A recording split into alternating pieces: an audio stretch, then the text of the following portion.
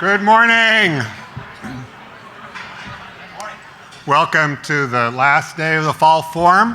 Thank you all so much for coming and making this another great NCO meeting. I really appreciate it. I especially appreciate the 98% of you who are members of the NCO and supporting us. For those of you who aren't members, the 2% or so who out there who aren't, I certainly would encourage you to join. You can do that right outside at the registration desk, and you get lots and lots of benefits. So I'm Corey Rosen, and I'm the founder of the National Center for Employee Ownership. I was trying to figure out yesterday how many NCO meetings I've been to over the last 44 years, and I can't. I don't remember back that far. I remember I used to go to a lot of meetings because we would hold like 40 meetings a year in the days prior to Zoom and that sort of thing. So I think it's 400 or 500, but I've enjoyed every single one and I've never missed one. So it's been a really great joy. Almost exactly 50 years ago, I was sitting in the living room of my little tiny house in Ripon, Wisconsin that I rented from Ripon College, where I was in my second year of teaching political science. And it was Sunday evening and 60 Minutes was on. We always watch 60 Minutes. And there was this segment on this thing called employee stock ownership plans. And there was this sort of cherubic little guy, Louis Kelso, with a bow tie, who was talking about this Rube Goldberg type device that somehow employees could become owners of their company by borrowing money that they didn't have to pay back, and they would become owners and the company would do better and everybody would be happy. And it sounded sort of intriguing, but then, bummer, came on Paul Samuelson. Now, if you're my age and you went to college and you took an economics course, you read Paul Samuelson, or at least you were supposed to. And he was the economist. And Paul Samuelson said, Louis Kelso's a crank. If we believe in ESOPs, we also should believe in lollipops growing on trees. So to all of you lollipops out there, welcome. So I thought, well, that's an interesting idea, but it looks kind of complicated and too many pulleys and levers, and it probably won't work, and went on with my life. 4 years later, I'd given up teaching politics because I thought it would be more fun to try to play the game than to watch it. And so I was working on Capitol Hill on a congressional staff. And I was reading something in the Congressional Record by another famous professor, William Foote White, who also, if you'd gone to college in the days that I was in college and you took a sociology course, you would have read what he wrote. And so I thought, well, I should read this, and it was about employee ownership. And I thought, yeah, I remember that back in that 60 Minutes and that goofy guy, Louis Kelso. And I read what Bill White, I later got to know him, a wonderful guy, what he wrote about this, and I thought, you know, this really is a good idea. Because we are at a state, even back in the 1970s, where you could see that wealth was accumulating much faster than income, and that ordinary workers didn't really have the opportunity to get in on that game. Moreover, even back then, people weren't all that thrilled with their jobs. They didn't think they were treated with dignity and respect. And I thought, well, you know, if they're owners, and that's what Bill White was talking about, if they're owners, then maybe that would happen more. So better jobs, better lives, better financial security. I thought, you know, this is a really interesting idea. And as I started learning more about it, I found, well, in 1974, that same year that I was watching Louis Kelso on 60 Minutes, Congress passed this law, the Employee Retirement Income Security Act, that actually put into law what Louis Kelso was talking about. So this looked like a really interesting opportunity. And I went to my boss and asked if I could get involved in this, and I did, and spent the next few years working on some legislation. Fortunately, that passed, and then ultimately created the NCEO. Back in 1980, when we think about where ESOPs were and how they've evolved, people thought about ESOPs primarily as a way to generate wealth for employees. And of course, that's still arguably their primary goal. But if you were then in a company and you were thinking, okay, how can we make employee ownership meaningful to people? And what I want to talk about is how that concept evolved over the ensuing 50 years. So back then, companies would say, as many still do, when you set up an ESOP, that the key thing was to help people understand what a terrific financial benefit this is. And if they understand that, then they're going to be more motivated to work hard and pay attention and make the company better. Anybody think that's wrong? That doesn't make sense? That won't make a big difference? Well, turns out it doesn't. Turns out that's kind of a disappointing thing, because when you go to people and you say, hey, we just set up this ESOP, and you've all had this experience, I suspect, we just set up this ESOP. And when you retire, you're going to get this really nice nest egg. So I hope that today, that's going to change the way you work.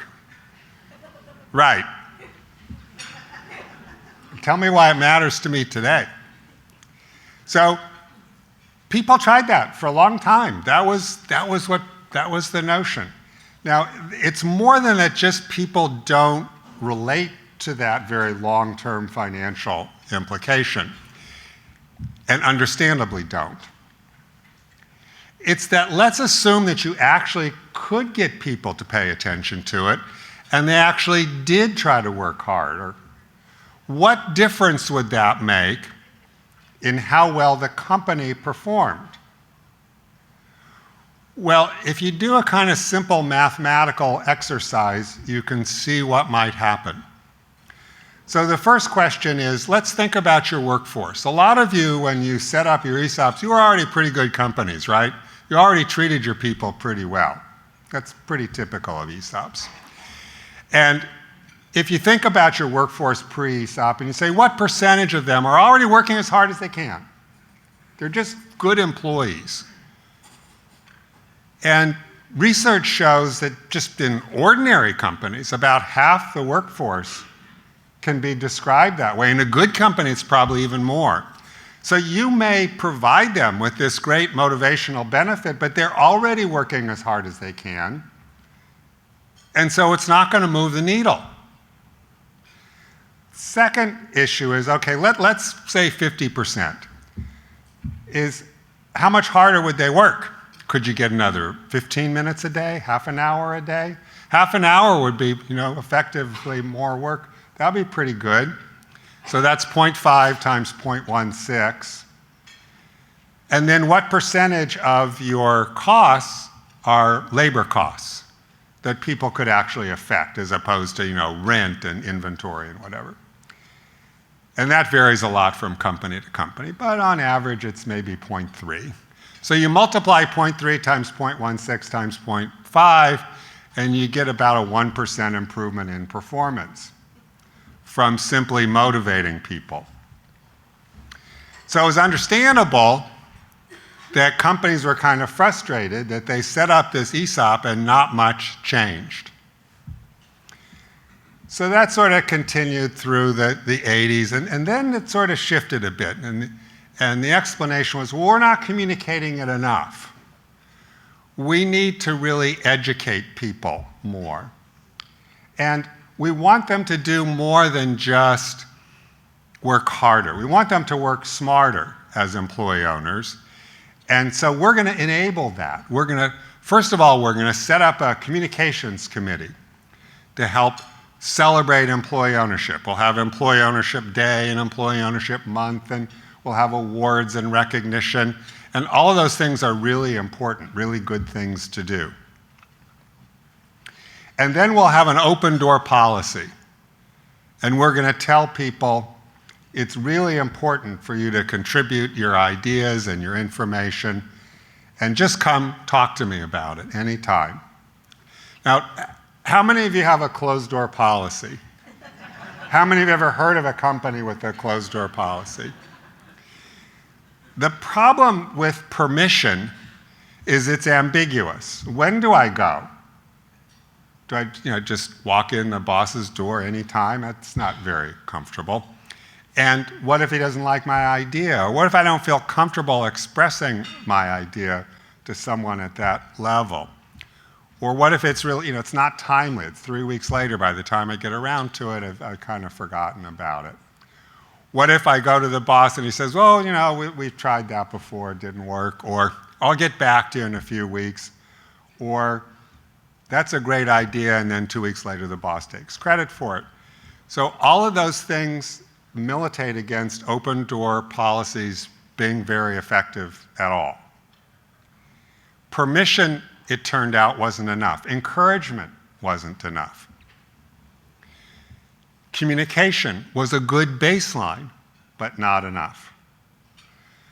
So we're a research-driven organization, and the first really big project we did was to find out, well, what does work? What does make a difference? And in fact, does anything make a difference? Maybe employee ownership really doesn't contribute to corporate performance. Well, what we found, this was a very long project involving thousands of interviews and all sorts of things. What we found was that the companies that performed well with ESOPs were companies that had a very high involvement management system. A simple way to think about this, and the way we measured it, was to say, on one axis of a matrix, you've got issues ranging from where's the annual picnic this year to strategy. And on the other axis is how much influence do you have, from none to we actually get to decide. As you move to the bottom right quadrant of that, we have significant input into significant decisions affecting the work that we do, not necessarily, board level decisions or management level decisions, but the things we know something about.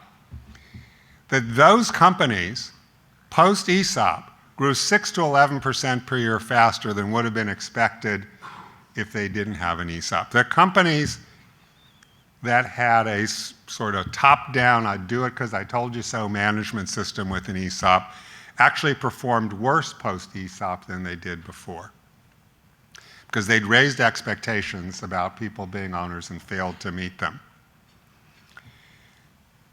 So we started talking about this research and inviting the companies who were doing it to speak at conferences. There was a lot of pushback early on against this idea. A lot of people said, you're raising expectations for ESOPs. It's too difficult to do. It should be enough that they're providing financial benefits. And it is enough, but it's not enough if you really want your company to soar. Eventually, of course, over time, this became the conventional wisdom, if not always the conventional practice.